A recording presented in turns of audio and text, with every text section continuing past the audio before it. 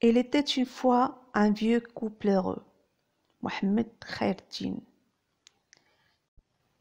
Il ne manquait donc aucune occasion de faire montre de la sienne à leur égard. Il les considérait comme des êtres lui appartenant en propre. Il se frottait à leurs jambes pour marquer son territoire exclusif, ronronnait tout près d'eux quand ils étaient couchés, chassait d'un coup de patte un éventuel scorpion et les autres insectes qui s'aventuraient par là. Bref, il était un aussi bon gardien qu'un chien dressé. Dans la journée, il mangeait peu. Pour fuir la canicule, il se réfugiait chez la mule que, l'ancien âne étant mort, Boucheib avait acquise pour la remplacer.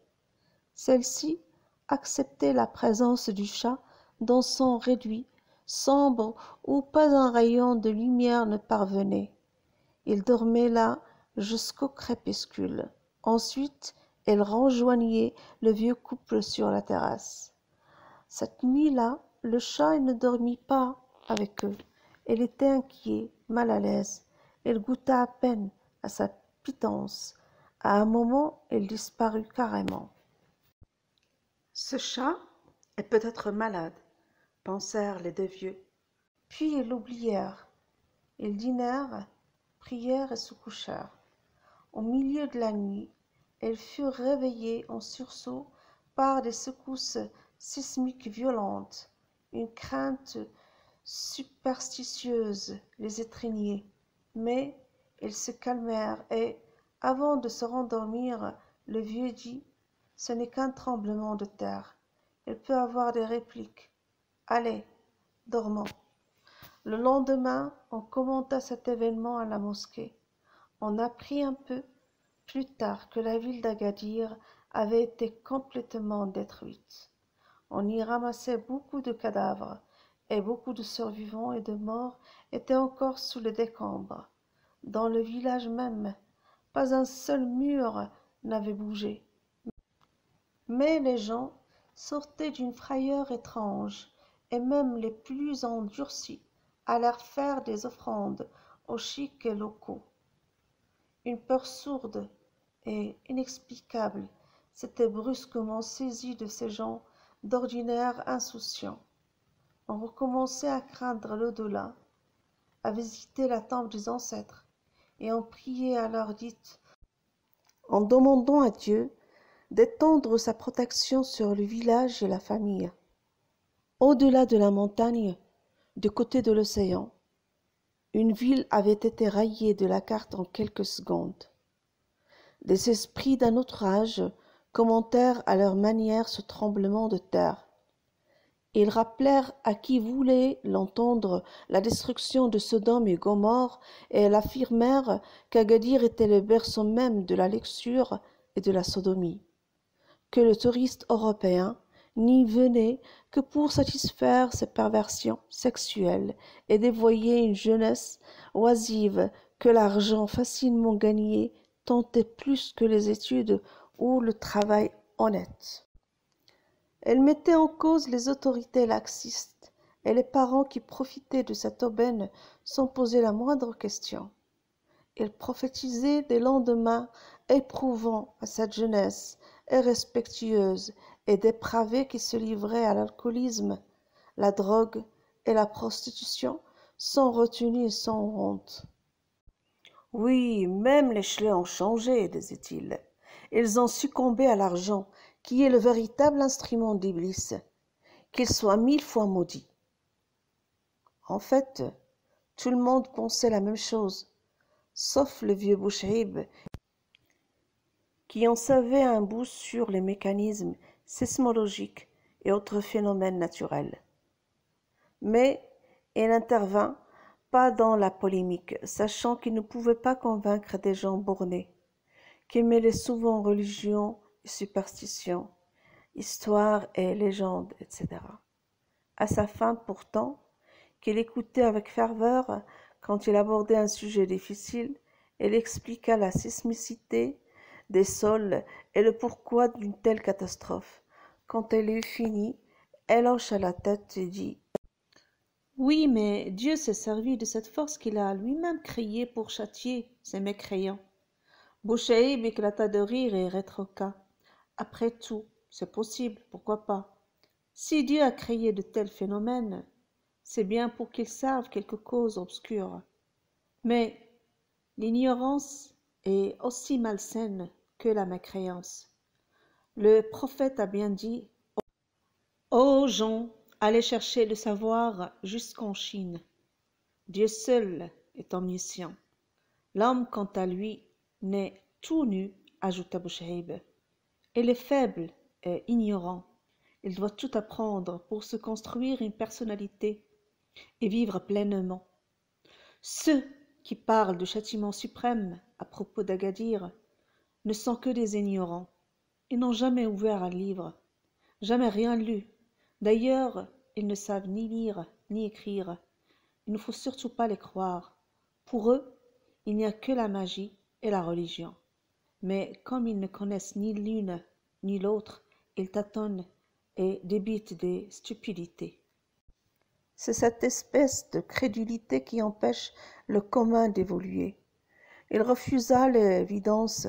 Tu lui dis: cet engin qui brille en passant au-dessus de nous toutes les nuits, c'est le Spotnik que les Russes ont lancé dans l'espace. Elle fait le tour de la Terre en émettant des bip-bip. Mais l'ignorant hausse les épaules et répond: Hé, tu te moques de moi. C'est un démon qui fait sa tournée. Voilà où on est. Tu sais, beaucoup de nations sont en avance sur nous. Nous ne sommes en queue du peloton. Nous ne parvenons pas à nous accrocher, ni à nous accorder avec les autres. Cette course effrénée nous semble pénible. On dirait qu'il n'est pas faite pour nous. Hélas, depuis 1492, les Arabes reculent. Ils vivent toujours dans un passé mythique. Mais où sont donc passés les Almoravides, les Almohades, ces grands ancêtres? Ibn Khaldoun l'a bien dit: Ida uribat khuribat, wa ida khuribat lam tuskan. Ibn Khaldoun, un grand déçu de l'histoire, il a vécu la chute des Arabes, lui, et l'on a souffert plus que tout autre. Cette conversation, ou plutôt ce monologue écouté par la vieille femme avec une curiosité non feinte, seyait parfaitement à l'endroit. À cette terrasse fraîche et tranquille de la vénérable demeure où le couple s'installait dès le crépuscule pour dîner et dormir à la belle étoile, sans être agressé par ces myriades de moustiques qui infestaient le torrent dont les eaux stagnantes encore investies par des grenouilles, des poissons, des sangsues et des litiques attendaient dans les creux rocheux ou sur l'ombrage des branches qui les préservaient tant bien que mal des effets de la canicule, un hypothétique orage capable de les regonfler. Mais il tardait à venir malgré le passage fréquent de gros nuages noirs. Les hommes, les bêtes, la terre assoiffée et brillante, toute la création semblait en attente. Et une nuit cependant, les vannes du ciel s'ouvrirent si vite que le vieux couple eut à peine le temps de déménager ses affaires dans une antichambre voisine. Mais il était heureux, bien que trempé jusqu'aux os. L'orage grondait sur la montagne, qui en propageait le bruit assourdissant, et la pluie tomba sans discontinuité jusqu'au matin. Tous les puits et les cours d'eau étaient pleins. La nature paraissait nettement revivifiée après des chaleurs si dures que même les arbres les plus tenaces avaient commencé à s'étioler. L'on craignait que la saison fût mal engagée, et certains vieux se rappelaient les grandes sécheresses d'autrefois, la disette, les maladies, le désespoir des êtres et des choses. Cette désolation qui plaquait sur le paysage un masque de mort aussi sinistre que la face de Méduse. Seuls les gens qui dépendaient étroitement de la production du sol étaient concernés par les changements climatiques. Ceux qui ne revenaient du Nord que pour un bref séjour ignoraient ces préoccupations. Il y a de tout au souk, disait-il. Pourquoi s'entêter à toujours gratter une terre pierreuse qui ne donne pas grand-chose, qu'il pleuve ou pas? Ceux-là achetaient leur pain chez le boulanger. Ils ne peinaient pas pour en fabriquer. Le paysan du Sud devait labourer, semer, scier, moissonner et battre l'orge avant d'avoir du pain ou du couscous. Il vivait de sa terre et n'avait pas d'autre revenu, comme le citadin qui semblait ignorer la misère dont il était lui-même issu. Un commerçant de Casablanca ou de Tanger qui se pavanait chaque été dans son village natal et dont chaque geste paraissait dire « Hé, m'as-tu vu? Moi j'ai réussi ».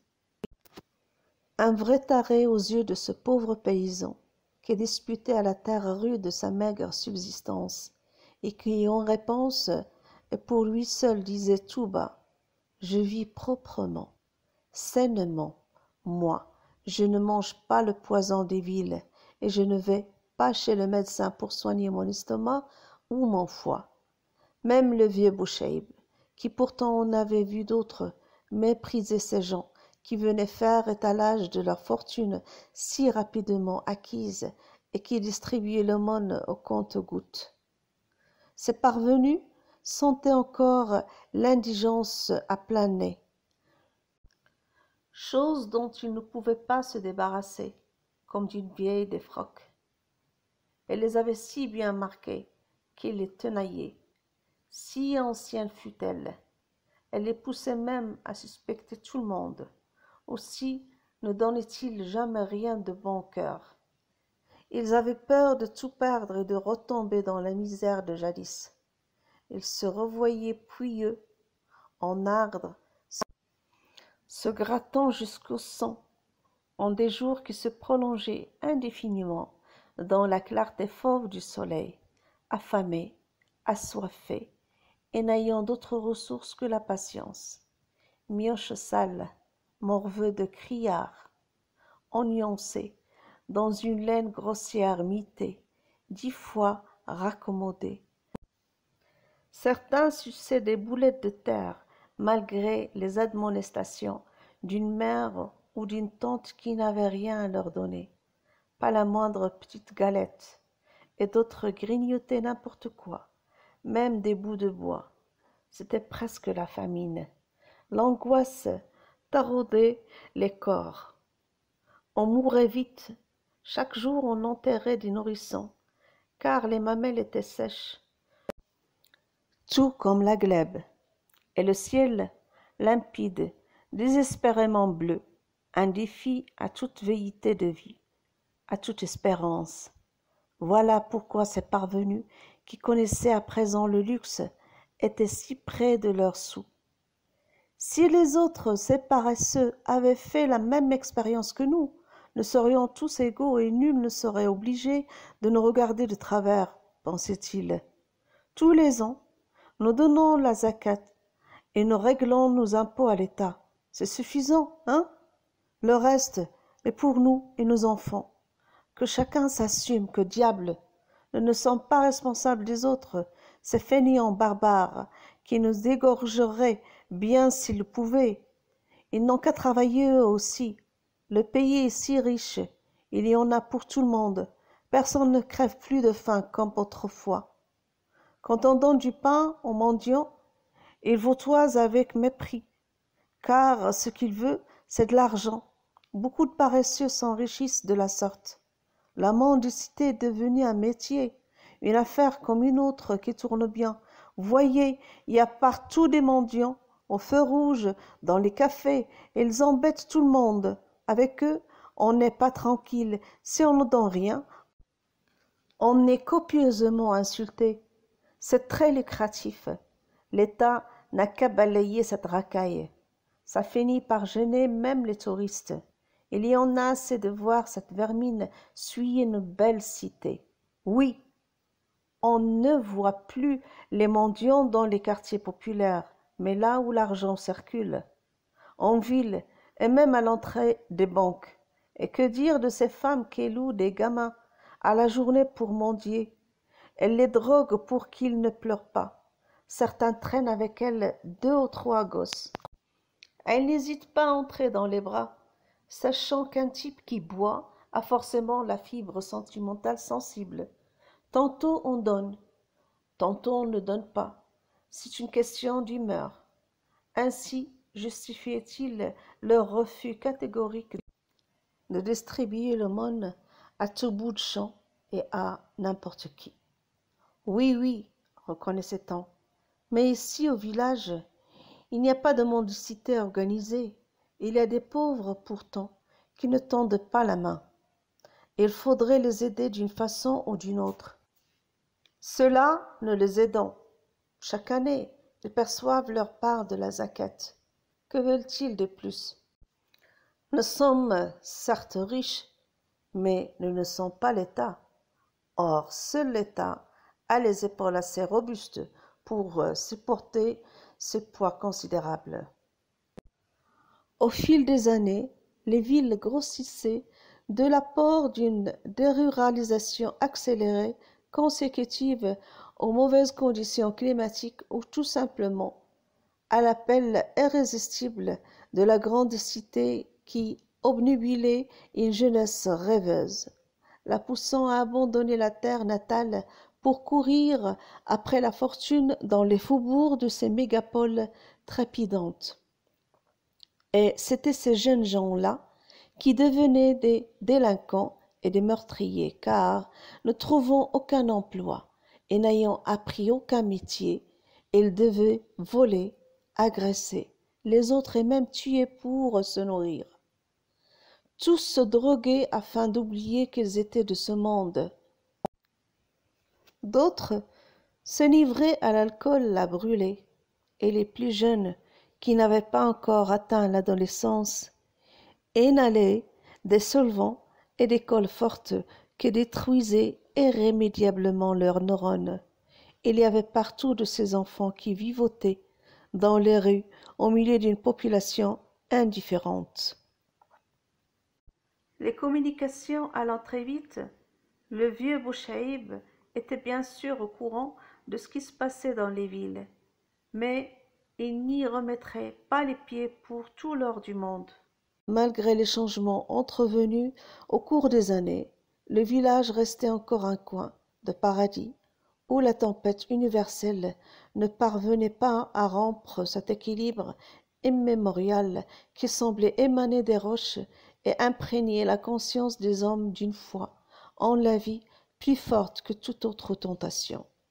Seuls des jeunes écervelés, voulant imiter à tout prix leur aîné, allaient se perdre ailleurs, abandonnant à la friche les terres qui les avaient nourris et vus grandir.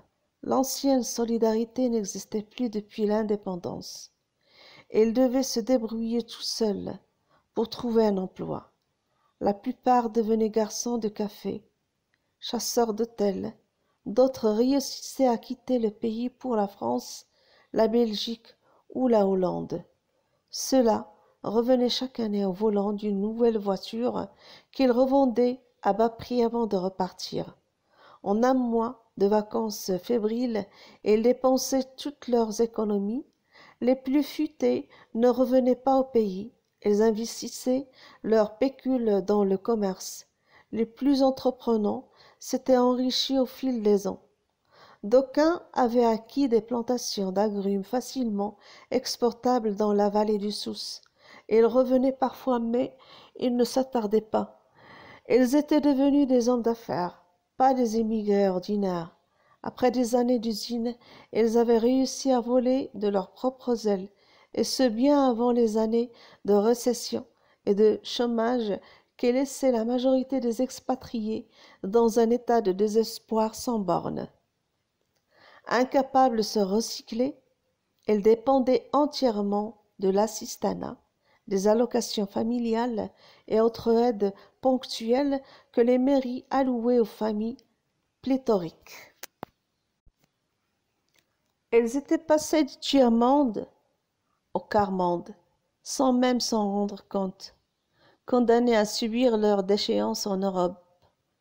Ils ne pouvaient plus revenir au pays d'où ils étaient partis un beau matin plein d'espérance et rêvant d'un avenir doré où tout serait facile, vu qu'ils gagneraient des sommes colossales, pensait-il. Mais, les années passant sans rien apporter d'autre qu'une misère à peine déguisée, ils durent déchanter et oublier pourquoi ils s'étaient exilés. Leurs enfants incultes comme eux rééditèrent le même topo en l'amplifiant. Ils constituaient désormais l'essentiel de la population délinquante et carcérale des pays d'Europe, car le trafic de stupéfiants et le vol étaient le seul métier où ils excellaient. Un métier à la portée des exclus de la société industrielle, qui rejetait ces indésirables en des banlieues surpeuplées, dangereuses et sinistres. Ces enfants nés en Europe sont les pires qui soient, dit le vieux Bouchaïb. Ils ne respectent même pas les morts. J'en ai vu une bande qui profanait les tombes. Ils ne parlaient même pas notre langue. Qu'est-ce que je pourrais bien leur dire? Parler à leur père? Je n'ai plus le temps de m'occuper de ça. D'ailleurs, je suis blasé et fatigué. Que ces garnements tombent un jour sur une de ces vipères noires qui infestent les tertres. Et on rira bien. Il paraît qu'on ne survit pas plus d'une heure à leur morsure. Mais ils ne font pas que cela, dit la vieille. Ils saccagent aussi les cultures du côté de la rivière. Et que font donc les propriétaires? Ils ont porté plainte. Le père payera sûrement une amende. Tu connais leur père? Je l'ai connu, tout mioche. C'était alors un bon petit gars. Mais ses enfants, ce ne sont pas ses enfants. Vu qu'ils sont nés en France, ils ressemblent à tous les voyous du monde. Tu vois, les parents n'ont plus aucun pouvoir sur leur progéniture. Dieu nous préserve de ces diablotins, dit la vieille. Nous ne risquons plus rien, nous autres. Nous avons mieux vécu que ces parents qui ont semé à tout va sans savoir où cela pourrait les mener. Beaucoup s'en sont mordus les doigts. N'a pas une bonne progéniture qui veut. Allons chercher les petits os des vieux. On dit ces chenapans en courant dans le cimetière et en donnant des coups de pied dans les tertres. Du jamais vu, ils n'ont même pas peur de la mort, et encore moins de ses symboles. Ils se conduisent tout à fait comme des charognards. Je me demande ce qu'on leur apprend là-bas dans les écoles. Cette bande d'enfants venus de France pour seulement un mois de vacances et pour connaître le village de leur père était mal vue par les autochtones. Elle était turbulente et ne comprenait pas l'idiome local. Il n'y avait entre ces gamins et les gens aucune communication. En outre, elle causait des déprédations au préjudice des cultivateurs. Ils arrachaient des fruits, des tomates, des aubergines, sans aucun discernement, et ils emportaient cela comme un butin de guerre. Le plus âgé avait à peine 14 ans. C'était lui le meneur. Je connais la tombe à grande-mère. Allons-y. Je prendrai un petit os comme ça. Il montra son pouce. Comme souvenir. Je le mettrai dans un tube de verre comme une relique. J'ai déjà vu ça dans les églises. Ils se rendirent donc au cimetière et ils se mirent aussitôt à gratter les tertres avec des bouts de bois. À ce moment-là, le vieux Bouchaïb passait dans les parages. Ils le regardèrent effrontément sans cesser de fuyer. Le vieux les maudit 100 fois, lui que le nom seul du cimetière effrayait lorsqu'il était enfant. Il ne s'arrêta pas et ne leur dit rien. D'ailleurs, Il parlait une langue étrangère, une langue qu'il comprenait à peine, une langue de démon sans doute. Ce n'était pas le français qu'il avait baragouiné à la caserne, ni celui parlé par les épiciers de Casablanca. C'était le langage obscur d'un autre monde, une sorte d'argot en somme. Est-ce que leurs parents les comprennent au moins? S'était-il demandé. Je n'en suis pas si sûr. L'hiver commença par des rafales de vent qui balayaient la vallée avec une violence telle que certains palmiers légendaires furent abattus comme des fétus de paille. La tempête faisait rage et personne n'osait sortir. Les bêtes et les hommes restaient cloîtrés et toutes les portes et les fenêtres closes. Un froid glacial s'était soudain répandu, car il avait abondamment neigé sur les hauteurs. On entendait le bruit ronflant du torrent principal et de ses affluents quand le vent tombait.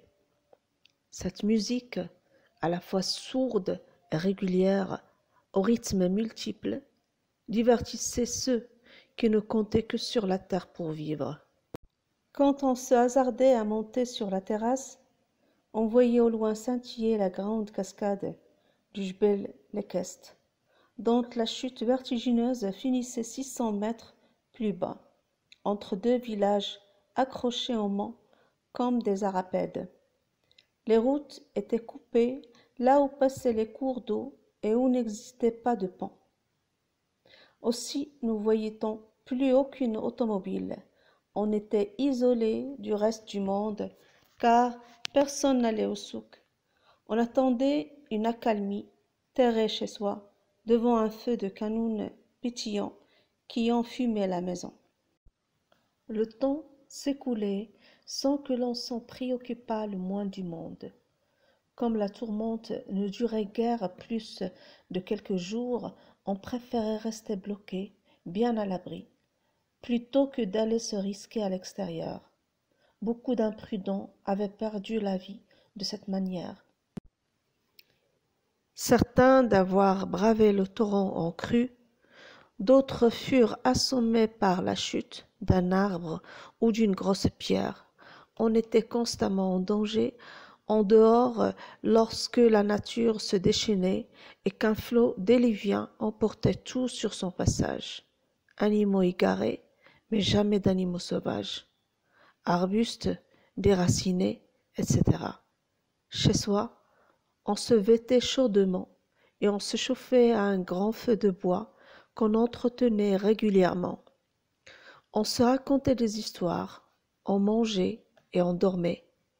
On se reposait ainsi pour mieux affronter les fatigues à venir, car il y aurait la terre à travailler, le fumier à sortir et bien d'autres besognes. « C'est trop enfumé ici, dit le vieux.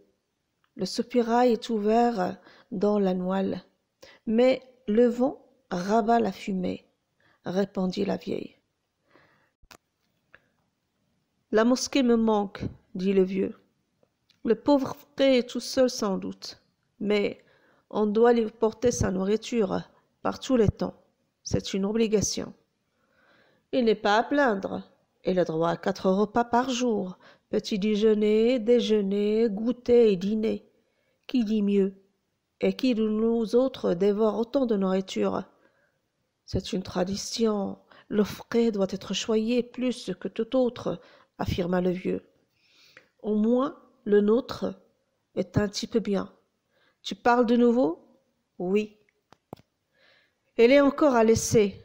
Au fait, le vieux a pris sa retraite. Maintenant, nous avons un jeune, frais, émolu, de l'Institut de Taroudan. Il est très cultivé et il ne porte pas la barbe, comme tant d'autres. Toi, tu en portes une. J'ai toujours eu une barbe. Il te sied bien. Certes, je ne me vois pas sans barbe. Il n'est pour moi rien d'autre que le prolongement de mon corps. Pas une parure, ni un signe distinctif. Mais qu'est-ce qu'on va bien pouvoir grignoter ce soir? Dis. Un tagine aux oignons et aux pruneaux. C'est bon. Il n'y a pas encore de légumes. Donc pas de navets et pas de carottes. Tu en auras plein dans quelques semaines. Tu seras même écœuré tellement il y en aura. Dieu fait bien les choses. Qu'il soit loué, dit-elle. J'ai préparé un joli quignon, bien rond et bien craquant, et doré comme tu aimes. Que voudrais-tu comme viande? Du bœuf, s'il en reste. Il y en a du salé. C'est plus succulent que la viande fraîche.